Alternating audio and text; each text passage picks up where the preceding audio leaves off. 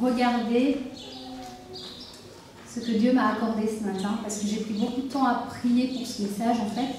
Je vais commencer une série, c'est pas mon habitude, mais une fois n'est pas coutume.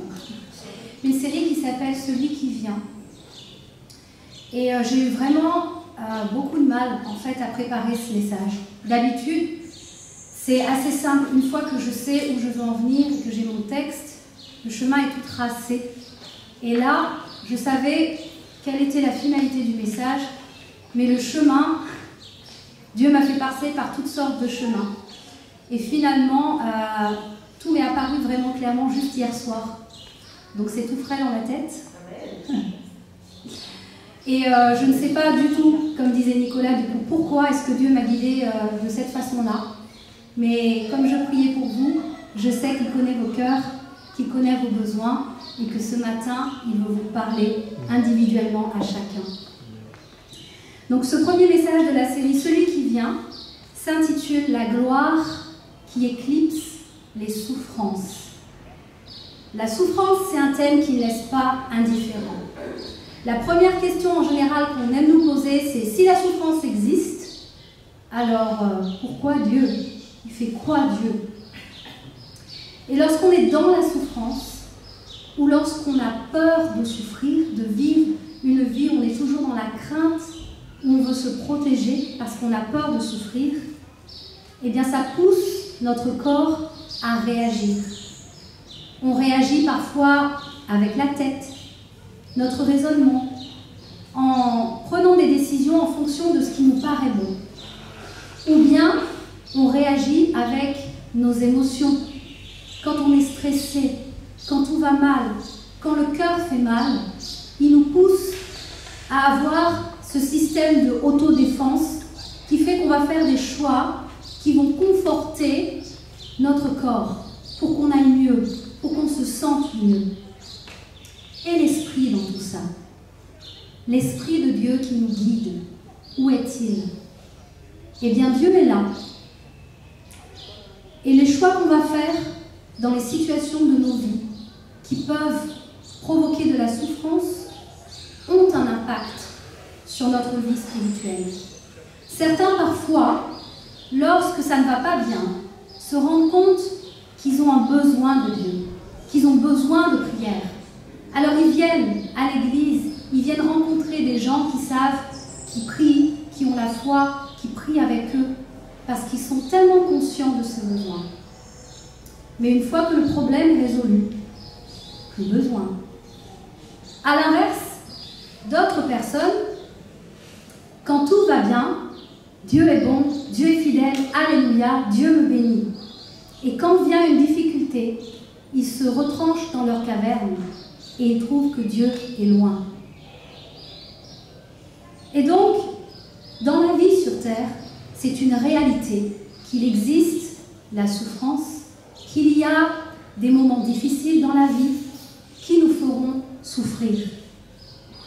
Et face à ces circonstances, nous avons un choix. Le choix d'écouter le corps ou la tête, ou le choix d'écouter Dieu et de le suivre, même si on ne comprend pas. C'est un choix qui n'est pas toujours simple. Mais notre choix va avoir des conséquences. Et les conséquences de notre choix, lorsque nous avons fait le mauvais choix, va provoquer peut-être encore plus de souffrance. Et il y a même une triple souffrance quand, au bout d'un chemin chaotique, où on ne fait que tomber et faire face à des embûches, et la souffrance s'accumule, on finit par se sentir coupable. Surtout quand on est chrétien, qu'on connaît Dieu et qu'on sait qu'on a fait le mauvais choix. Cette culpabilité est d'autant plus consciente dans nos cœurs. Mais ça, mes amis, ce n'est pas ce que Dieu veut pour nous. La souffrance fait partie du monde.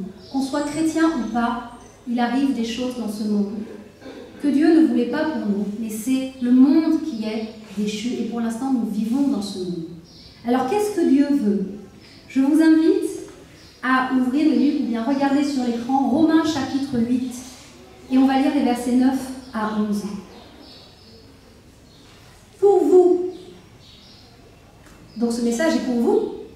Amen. vous ne vivez pas selon la chair, mais selon l'Esprit. Si, du moins, l'Esprit de Dieu habite en vous. Si quelqu'un n'a pas l'Esprit de Christ, il ne lui appartient pas. Et si Christ est en vous, le corps, il est vrai, est mort à cause du péché, mais l'Esprit est vie à cause de la justice. Et si l'Esprit de celui qui a ressuscité Jésus d'entre les morts habite en vous, celui qui a ressuscité Christ d'entre les morts rendra aussi la vie à vos corps mortels par son Esprit qui habite en vous. Les circonstances de la vie, des fois, ce sont comme des grosses vagues. Je vais vous parler surf ce matin. Mais dans les grosses vagues de la vie, qui nous touchent, c'est vrai, qui nous font peur parfois, Dieu voudrait qu'on surfe sur la vague. Mais pour cela, il faut être équipé. La planche de surf. Et Dieu nous équipe. Ce passage nous dit, il nous donne son esprit. Son Esprit Saint est comme la planche de surf sur laquelle Dieu nous appelle à tenir debout, à tenir ferme et à glisser sur les vagues de la vie. Quand bien même, parfois, les circonstances sont telles qu'on se retrouve dans le tunnel. Vous savez, on voit ces belles photos de surfeurs qui sont dans le tunnel. Là, on a l'impression que le rouleau va s'abattre sur eux. Il y a une parole dans la Bible qui dit qu'il n'y a pas de tentation qui n'ait pas été humaine. Mais avec toute tentation, Dieu te donne le moyen d'en sortir. Dieu te fera sortir de ce tunnel parce que tu as son esprit et que par son esprit, il va te guider. Toi, tu es sur la planche, mais c'est lui qui guide la planche vers la sortie. Le choix que l'on fait lorsqu'on écoute notre corps, lorsqu'on raisonne en nous-mêmes avec notre propre intelligence qui est limitée parce qu'elle ne peut pas toujours prévoir ce qui va arriver, lorsqu'on fait des choix selon notre cœur avec des émotions qui sont changeantes, eh bien c'est comme si on s'apprête à entamer une vague, on voudrait la surfer, on voudrait ne pas se la prendre cette vague, mais on part sans équipement, on part non équipé. Et quand la vague s'abat sur nous, ça fait mal. Une fois, j'ai fait cette expérience. J'ai des amis qui surfaient à la plage de Roche-Noire. Et moi, je ne suis pas du tout une surfeuse. Hein. Mais à un moment donné, les vagues s'étaient calmées et la mer était comme un bain d'huile. Alors moi, qui n'avais pas de planche de surf, j'ai pris, vous savez, une petite planche de morée là, qu'utilisent les enfants. J'ai pris ma planche de morée et j'y suis allée, j'ai nagé. Mais avant d'arriver aux vagues, je ne savais pas, je ne connaissais pas ces histoires de séries de 7 vagues qui sont fortes et 7 vagues qui sont calmes. Et là, on entamait la série de vagues qui étaient fortes. Et quand j'ai vu venir la vague, j'ai voulu faire demi-tour. Mais j'ai compris que je n'allais pas arriver au bord. Et la vague m'a rattrapée. Je me suis retrouvée prise dans un rouleau de machine à laver. Mais le problème avec la plage des Roches Noires, c'est que là où s'étendent un petit peu les rochers là, dans la mer, juste à côté, en fait, il y a un plateau de corail. Je me suis mangé les coraux depuis là où j'étais jusqu'au bord de la plage. On aurait pu faire de moi un sujet sur lequel on fait de la culture de corail. Tellement j'en avais plein, j'en avais dans le dos, j'en avais planté, j'étais coupée de partout, l'horreur. Je me suis dit, plus jamais je renouvellerai cette expérience. Ne faites pas face à la vague non équipée dans la vie. Ne soyez pas pris dans la machine à laver de la vie qui fait qu'on est pris toujours dans un rythme effréné où on a l'impression qu'on ne prend jamais de l'air et que les choses de la vie, sans arrêt, les vagues s'abattent sur nous et qu'il n'y a jamais de répit et on continue à souffrir de manière perpétuelle. Même quand on est chrétien parfois, on peut se faire surprendre par une vague quand on n'a pas été attentif et qu'on ne s'est pas mis à temps sur la planche, qu'on ne s'est pas laissé guider par le Saint-Esprit. Donc ce message aujourd'hui concerne tout le monde.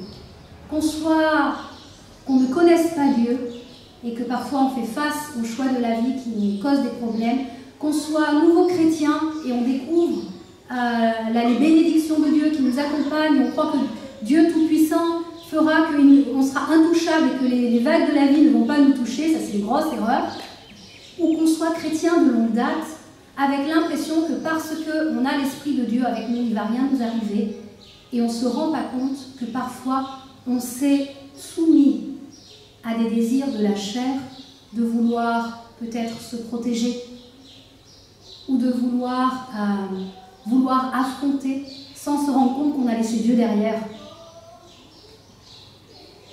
Ce passage, en fait, nous parle véritablement de ce que c'est qu'une vie de l'esprit dans la plénitude. D'avoir une foi qui est stable en Dieu. De ne pas avoir une vie chrétienne, une foi qui est en dents de scie, avec des hauts et des bas. Les vagues de la vie seront toujours là. On ne peut pas les prévoir à l'avance, du moins pas toujours. Mais Dieu est là pour nous équiper. Et lorsque Dieu nous équipe, on devient une maison tout équipée. Dans une maison tout équipée, il y a tout ce qu'il faut dans chaque pièce de la maison. Il n'y a pas un endroit dans la maison qui soit vide. Et Dieu veut que nous soyons des chrétiens tout équipés. Il veut que son Esprit Saint, nous dit ce passage, habite en nous. Si l'Esprit Saint habite en nous, cela veut dire que nous sommes sa maison. Mon corps ne m'appartient plus, mais il est la maison du Saint-Esprit dans lequel Dieu veut demeurer. Et dedans, dans nos vies, il y a des pièces, il y a des chambres, il y a des domaines de notre vie. Mais Dieu veut tout équiper, il veut tout visiter. Le Saint-Esprit n'est pas comme un invité dans notre maison où on lui dit « Oh, tu viens avec des miracles, tu viens avec des bénédictions, tu viens avec la paix, je veux, sois bienvenu Saint-Esprit. Fais comme chez toi, mais n'oublie pas que tu es chez moi. Ça, c'est ma chambre, tu n'y entres pas. »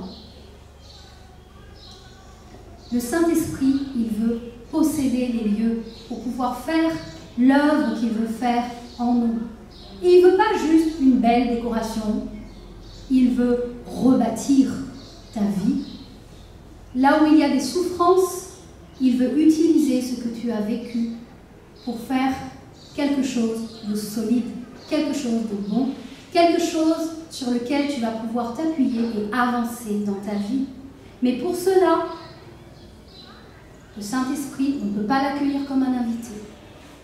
On ne peut même pas lui proposer un bail de location. Vous savez, dans lequel on met plein de petites clauses écrites en tout petit. Il ne faut pas percer les murs, il ne faut pas faire ceci, il faut faire cela. Qui fait que le Saint-Esprit, parfois, il vient parce qu'on l'invite, mais on l'empêche un petit peu d'agir comme il le voudrait. Il est limité dans les travaux de la maison pour faire comme Dieu voudrait faire. Vous savez, vous n'êtes pas un hasard. Dieu, quand il vous a créé avec ce corps-là, il vous a créé avec ce cœur-là, il vous a créé avec des dons, des choses qui sont bonnes, parce qu'il voulait vous utiliser pour sa gloire. Il a mis en vous du bon. Tout est là pour que l'œuvre de Dieu soit bâtie. À nous, maintenant, de le céder, lui céder un titre de propriété, de ne pas mettre des conditions sur notre bail qui vont limiter les travaux de Dieu dans notre vie et qui feront qu'un jour, lorsque nous nous présenterons devant l'architecte, celui qui a conçu les plans, il ne se dit pas « c'est pas conforme ». Qu'arrivera-t-il à cette maison? On va lire la suite de ce passage, versets 12 à 17.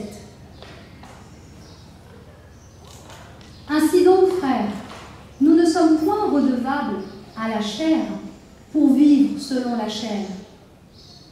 Si vous vivez selon la chair, vous mourrez. Mais si par l'Esprit vous faites mourir les actions du corps, vous vivrez. Car tous ceux qui sont conduits par l'Esprit de Dieu sont fils de Dieu. Et vous n'avez point reçu un esprit de servitude pour être encore dans la crainte, mais vous avez reçu un esprit d'adoption par lequel nous crions « Abba, Père ». l'Esprit lui-même rend témoignage à notre esprit que nous sommes enfants de Dieu. Et le verset 17. Or, si nous sommes enfants, nous sommes aussi héritiers, héritiers de Dieu et co-héritiers de Christ, si toutefois nous souffrons avec lui, afin d'être glorifiés avec lui. Amen. Ce passage se termine avec la réalité que les souffrances existent. Si Paul nous dit, si toutefois nous souffrons avec lui, Jésus n'a pas été épargné des souffrances quand il était sur terre. Il a eu sa dose, et peut-être plus que beaucoup. Mais nous aussi sur terre, nous avons notre part, tout simplement parce que nous sommes humains, tout simplement parce que nous sommes dans ce monde qui n'est pas parfait. Mais ce que Dieu voit quand il te voit, il voit ton corps comme étant mort. C'est-à-dire que, n'ayant pas de valeur, parce qu'on est soumis à la corruption de ce monde, parce que ce corps va partir en poussière un jour, il n'a pas de valeur. Ce qui compte pour Dieu, c'est ce qui va durer. C'est ton âme, c'est ton cœur. C'est ça qui est important pour lui. Et donc nous aussi, aujourd'hui, Dieu nous appelle. Lorsque nous avons des fois la chair qui crie, qui dit « Protège-toi, prends tel chemin pour te protéger, ça c'est le bon chemin. Protège-toi de ce corps. » Parce que ce corps est rongé par les termites. C'est une structure qui menace de s'effondrer n'importe quand. Mais avec l'Esprit de Dieu, nous pouvons répondre autrement, nous pouvons faire d'autres choix. Le verset 13, tu peux le remettre. Le verset 13 nous donne la solution en réalité. Lorsque nous sommes tentés, le Seigneur nous dit, par l'Esprit, faites mourir les actions du corps.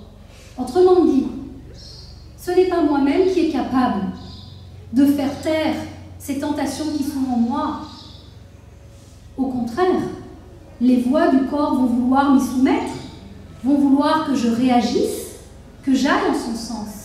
Et on n'a pas la force de le faire, puisque nous sommes enfermés dans ce corps. Par contre, l'Esprit, lui, a le pouvoir de faire mourir les actions du corps.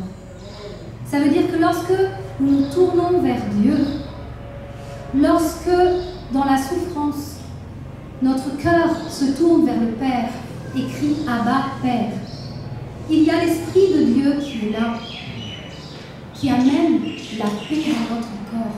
Quelles que soient les circonstances, au milieu de la tempête, Dieu ramène le calme. Il te place dans l'œil du cyclone. Et dans ce calme, Dieu va te guider. Dieu va faire taire les voix de ton corps et dire stop. Il va te montrer le chemin pour te sortir de là où tu es.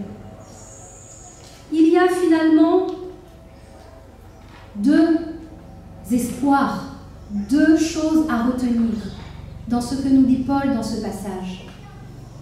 La première, c'est que, au lieu de céder à la crainte, au lieu de se soumettre naturellement au corps, au lieu de réagir lorsque nous sommes face à la souffrance ou dans la souffrance, l'Esprit de Dieu est là. Il veut habiter en toi, il veut demeurer en toi, il veut te faire connaître sa paix.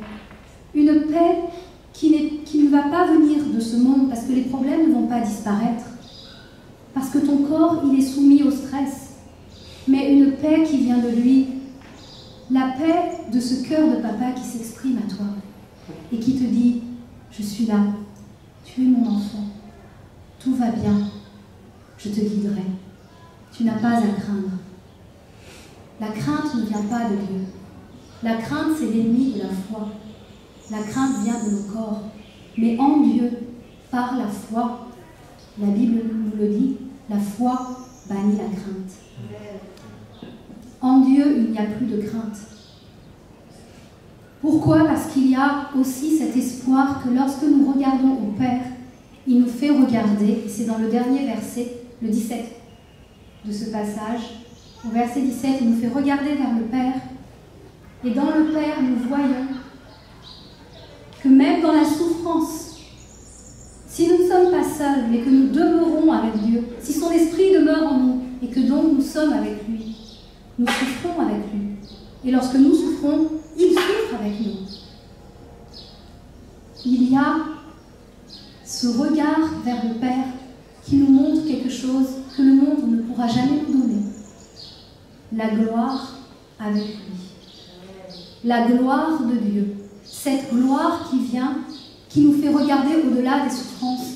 La gloire de Dieu qui vient et qui vient éclipser nos souffrances. Quand on est dans la souffrance, on ne voit que ça. On a mal et on ne vit que ça. Et il n'existe que ça. Mais quand la présence de Dieu est là, quand son esprit t'inonde, t'envahit, quand sa paix est là, elle éclipse tes souffrances. Tout à coup, ce dont tu avais peur, ce corps qui réclamait que tu réagisses, il n'y a plus rien. C'est le calme au milieu de la tempête. C'est l'œil du cyclone. Et Dieu vient. Il est là. Il t'équipe. Son esprit est là. Il te fera traverser la vague. Il te fera traverser le tunnel pour que tu vois au bout la lumière. Pour que tu vois au bout la réalité de ce que Dieu voit. Lui qui ne voit pas tes souffrances, lui qui voit ton corps mort, il est dans la gloire, dans les lieux célestes. Il te montrera sa gloire. Tu verras la gloire de Dieu dans ta vie, parce que tu le verras agir dans tes circonstances. Tu verras la gloire de Dieu dans ta vie, parce que tu ressentiras la paix, là où tout le monde serait en panique ou stressé. Tu verras la gloire de Dieu dans ta vie, parce qu'il va te permettre de discerner et faire les bons choix, là où d'autres courent à gauche et à droite et cherchent des solutions. C'est ça que Dieu veut pour toi. Donc je ne sais pas pourquoi Dieu m'a mis à cœur ce message. Mais ce que je sais, c'est que ce que je vous prêche aujourd'hui, je l'ai vécu. J'ai vécu des années, même étant chrétienne, même étant engagée dans la vie de l'Église, j'ai vécu des années dans la peur de souffrir. C'est la peur de souffrir qui m'a fait venir à Jésus. Un jour, j'ai reçu un rêve apocalyptique. Moi, je ne connaissais pas, je n'avais jamais lu la Bible. Et un jour, j'ai rêvé, je voyais des boules de feu venir sur la terre et comme des voiles blancs être retirés. Et moi, j'étais au loin et je regardais, je me demandais ce qui se passait. Je me suis levée en sueur. Et mon beau-père, il me dit, qu'est-ce qui se passe? Et je lui dis, voilà ce que j'ai rêvé. Il me dit, Fred, Dieu t'appelle, il veut te sauver. Ah oui, mais moi j'ai peur de souffrir. Je vais y aller à lui, crois-moi. J'ai cherché une église. J'ai donné ma vie à Jésus. Je me suis fait baptiser. Je me suis même engagée. Et puis plus tard, quand l'appel sur ma vie pour servir devenait de plus en plus pressant, j'avais ce réflexe d'autoprotection. Ou quand on me disait de faire des tâches dans l'église, c'était oui, volontiers. Mais quand on commençait à me parler de devenir pasteur, je freinais des cas de fer. Pasteur, changement de vie radical. Mon métier, je l'aime bien, j'ai pas envie de changer de métier. Beaucoup de responsabilités, que des problèmes à gérer. Et moi, quand j'entendais le mot pasteur, j'en faisais une crise d'urticaire, quoi. J'en avais vraiment peur. Et puis, Dieu m'a montré à nouveau dans un rêve les conséquences de mon choix. Dans mon rêve, je pouvais faire ce que je voulais et je servais du pop-corn et du coca à des gens qui étaient assis sur des gradins en train d'attendre qu'un match commence. Et j'étais toute fière. Toutes les familles étaient là, tout le monde était content, ils vont vivre un bon moment. Puis quelqu'un se place à côté de moi, il se met dans la même position, j'étais appuyée contre un mur, le pied en haut, et puis il se met dans la même position, donc ça m'interpelle. Et quand je tourne la tête, je ne peux pas le voir, j'avais le soleil en plein en face des yeux. Et il me parle, et il me dit, ça te plaît ce que tu fais? Est-ce que tu es satisfaite de ton travail? Et je dis, ben oui, je suis contente. Moi, je participe d'une certaine manière à la joie de ces familles, de ce qu'ils sont en train de vivre un bon moment. Et il m'a dit, ah, comme c'est dommage. Il y a eu un silence. Et il m'a dit ensuite qu'ils ne savent pas qu'ils vont tous mourir. Ce rêve-là, quand je vous en parle encore des années aujourd'hui, ça me prend à la gorge. Je me suis réveillée, je me suis mise à genoux devant mon lit, en pleurs, et j'ai dit à Dieu, tout Seigneur, mais pas ça. Je ne veux pas un jour me présenter devant toi et que tu me montres ce que j'ai raté parce que j'ai voulu servir comme je voulais à minima. Et c'est vrai que ça a pris du temps. Dieu a fait son chemin pour me convaincre que c'était le chemin qu'il voulait pour moi. Il a utilisé Vincent beaucoup. Vincent il avait l'art et la manière d'appuyer sur le bouton pour déclencher les vannes. Quand il y avait une reconnaissance pastorale et qu'il me disait « Tu as passé une bonne journée, Fred ?» On a vécu un super moment lors de la reconnaissance pastorale de Fred et Gaël. Et Vincent, il me dit « C'est dommage que tes circonstances t'empêchent de vivre ça. » Une autre fois, où il y avait une belle photo de l'équipe pastorale. Il m'a dit « Tu as vu la photo, Fred, sur Facebook ?» Je dis « Oh ouais, quelle belle photo, quelle belle équipe, quelle belle œuvre de Dieu. » Moi, j'étais tout dans la joie.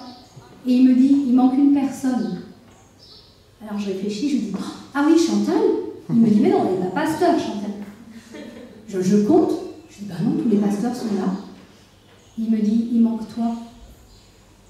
Tu as toute ta place dans cette équipe. » Et quand est venu le moment de la reconnaissance pastorale d'Olivier et Rima, il m'a passé un coup de fil. Quand j'ai dit allô, j'ai fait « Aïe, je sais qu'est-ce qui m'attend. » Et il m'a dit « Comment tu vas vivre cette journée, Fred ?» Je dis « Bon, je vais me réjouir, vraiment me réjouir de ce que le cœur de serviteur se donne entièrement à Dieu. » Et il m'a dit « Et ce sera quand ton tour ? Il y aura encore combien comme ça de moments avant que tu dises oui ?» À ce moment-là, j'ai dit « Ok, je vais vraiment me remettre à Dieu et lui remettre mes peurs. » Et j'ai prié et j'ai dit « Ok Dieu, voilà pourquoi je dis non depuis tant d'années. J'ai peur de ça, j'ai peur de ça. Et voilà toutes mes circonstances, voilà toutes les raisons. J'ai tout remis à Dieu. Auparavant, je ne voulais pas voir, je rejetais. Mais là, j'ai remis à Dieu. Et quand j'ai remis à Dieu, j'ai eu cette image d'un téléphone qui sonne. Et je croyais que mon téléphone était vraiment en train de sonner. Et j'ai pris mon téléphone, ça ne sonnait pas, mais j'entendais sonner. Et j'ai fermé les yeux. Et je me voyais me retourner vers le téléphone et dire « Oui, c'est bon, je vais le faire !» Le téléphone continue de sonner.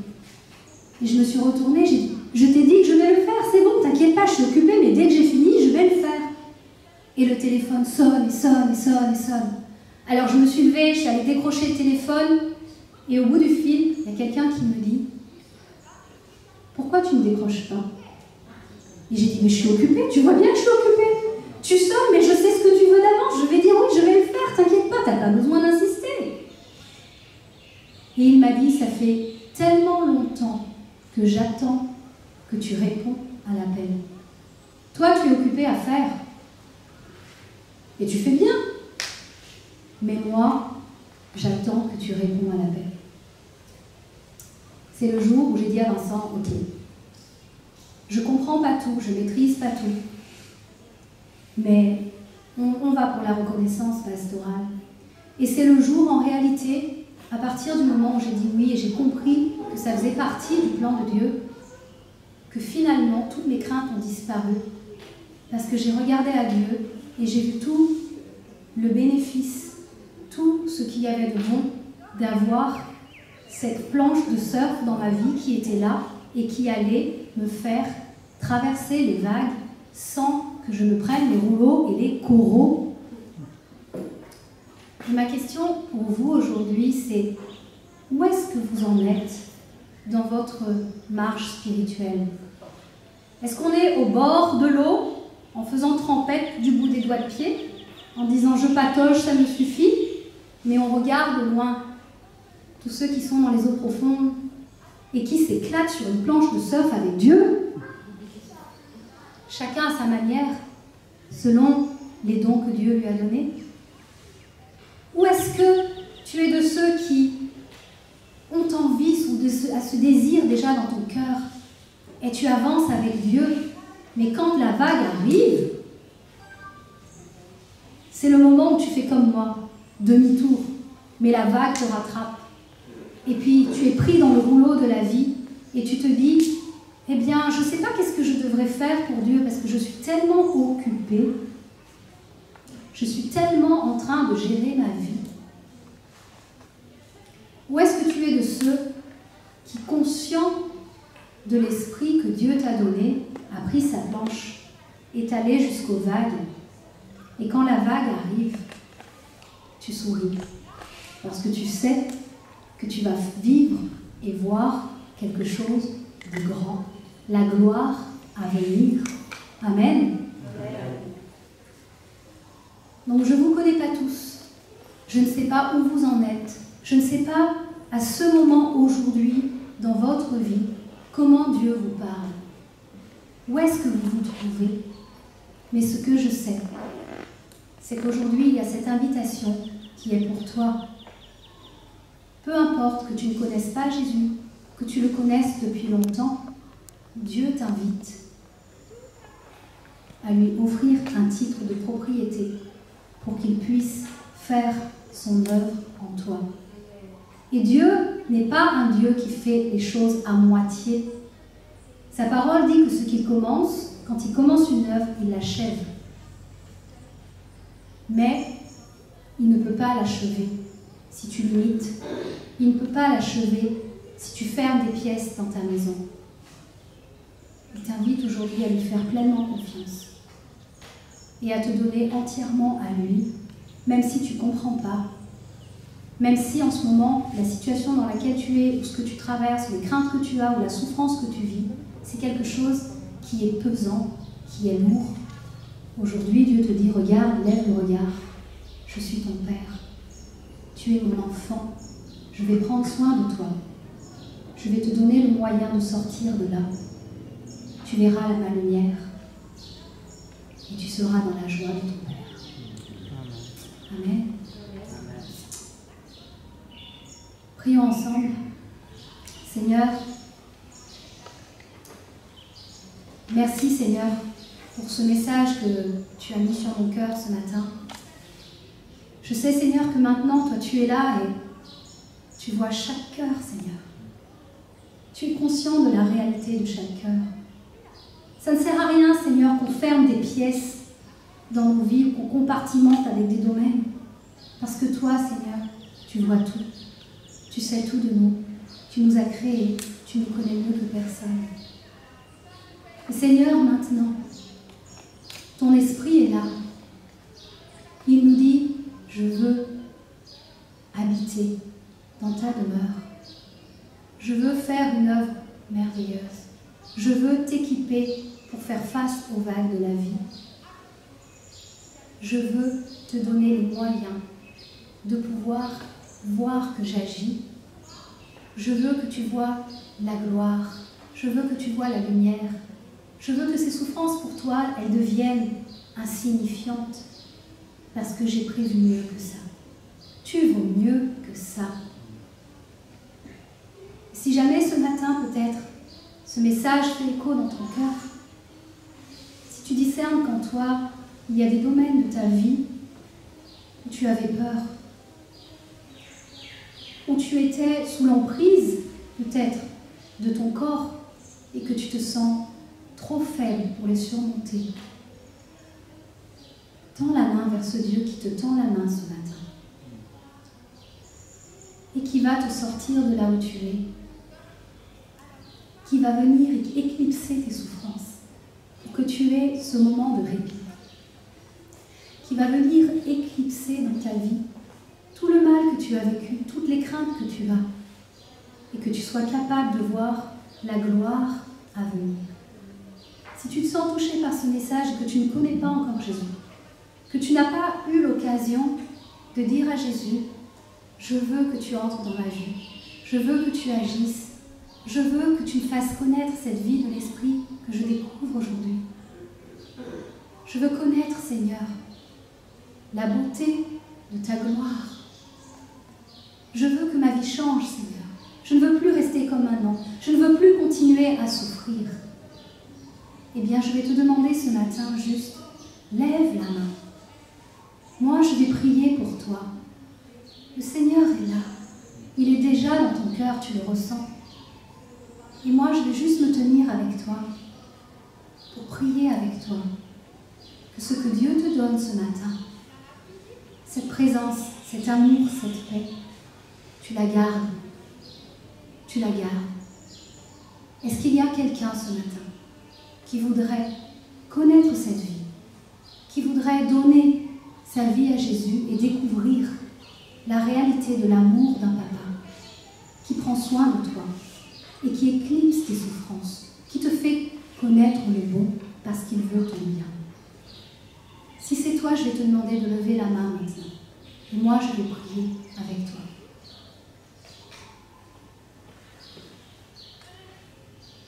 Seigneur, chacune ici est précieux, précieuse à tes yeux. Tu parles au cœur, Seigneur, et tu agis. Merci, Père. Gardons les yeux fermés à l'instant. Et je voudrais juste chanter ce chant qui s'appelle « Avec ton esprit ». De juste l'écouter une fois pour recevoir ce matin ce que Dieu veut pour toi.